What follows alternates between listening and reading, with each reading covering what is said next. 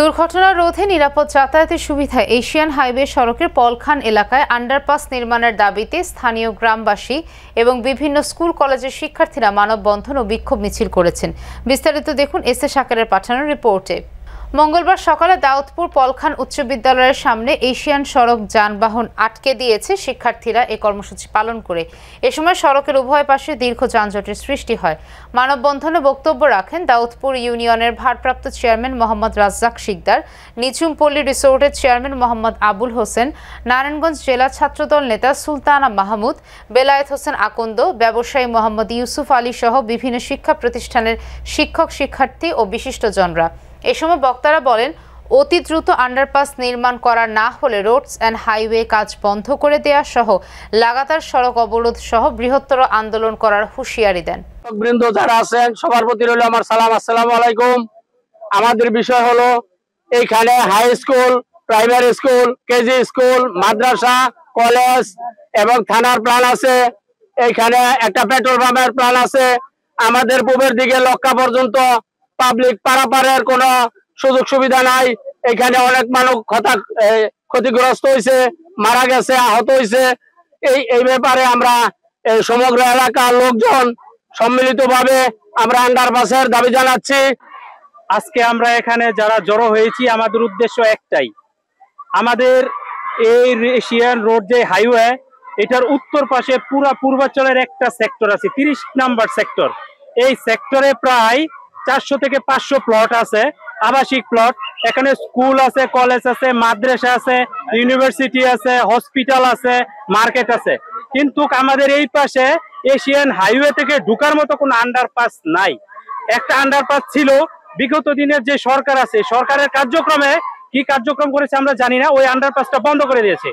আমাদের এই সেক্টরে ঢুকতে প্রায় 3 কিলোমিটার ঘুরে পাঞ্জোরা হয়ে ইউটার্ন নিয়ে তারপরে এই সেক্টরে আসতে হয়। আমাদের এখানে স্কুল রানিং, কলেজ রানিং, বিভিন্ন শিক্ষা প্রতিষ্ঠান রানিং। এত দূর থেকে স্টুডেন্টরা ঘুরতে চায় না, তারা সরাসরি রং রোডে পার হয়ে বিভিন্নভাবে এখানে অ্যাক্সিডেন্ট হয়েছে। সো আমাদের এখানে আন্ডারপাস চাই। আমরা যে এই উদ্দেশ্যে এখানে উপস্থিত হয়েছি, এত লোক, সেটা শুধু একটাই দাবি, আন্ডারপাস। আপনারা জানেন এই রাস্তায় 20টা থেকে 25টা গ্রামে এই রাস্তায় যাতায়াত, এবং এই রাস্তায় যাতায়াত আমাদের নির্বাচন কমিশন সচিব, আপনারা সবার পরিচিত ফজলুল হক মিলন সাহেব এই রাস্তায় যাতায়াত করেন। এই রাস্তায় এইখানে 7-8টা কলেজ, স্কুলের কোনো অগণিত স্কুল, এই পুরা দাউদপুর ইউনিয়নটা এই রাস্তা ব্যবহার হয়। সুতরাং আপনারা, আপনাদের মাধ্যমে আমরা কর্তৃপক্ষের কাছে দাবি জানাই যে আমাদের এই আন্ডারপাস অবশ্যই দরকার। আমাদের স্কুল প্রতিষ্ঠানের জন্য আন্ডারপাসের খুবই প্রয়োজন। যখন স্কুলের ছাত্রছাত্রী পারাপারের সময় অনেক দুর্ঘটনা ঘটতে পারে। আমাদের দেশে প্রায় দেখা যাচ্ছে যে বিভিন্ন সড়ক দুর্ঘটনা হচ্ছে। সড়ক দুর্ঘটনার মধ্যে সরকার সড়ক দুর্ঘটনার পরে পদক্ষেপ নেয়। আমরা চাই যে এই যে কোনো একটা দুর্ঘটনা ঘটার আগেই আমাদের এই পদক্ষেপটা নেওয়া যায়।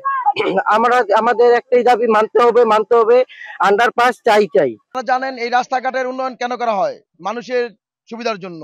আর এই রাস্তাটা হয়েছে বেলদি টু পলখান যে সংযোগ সড়ক, এই সংযোগ সড়কের আওতায় 5টা প্রতিষ্ঠান, শিক্ষা প্রতিষ্ঠান, 2টা পার্ক।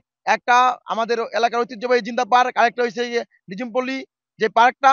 2টা পার্ক আছে, 5টা প্রতিষ্ঠান আছে এই এলাকায়। এই রোডের দিয়ে প্রায় 10 থেকে 12,000 লোকের চলাফেরা। এই লোকগুলা নিরাপত্তাহীনতায় ভুগতেছে। এখান থেকে কোনো আন্ডারপাস নাই, হাইওয়ে থেকে কোনো আন্ডারপাস নাই।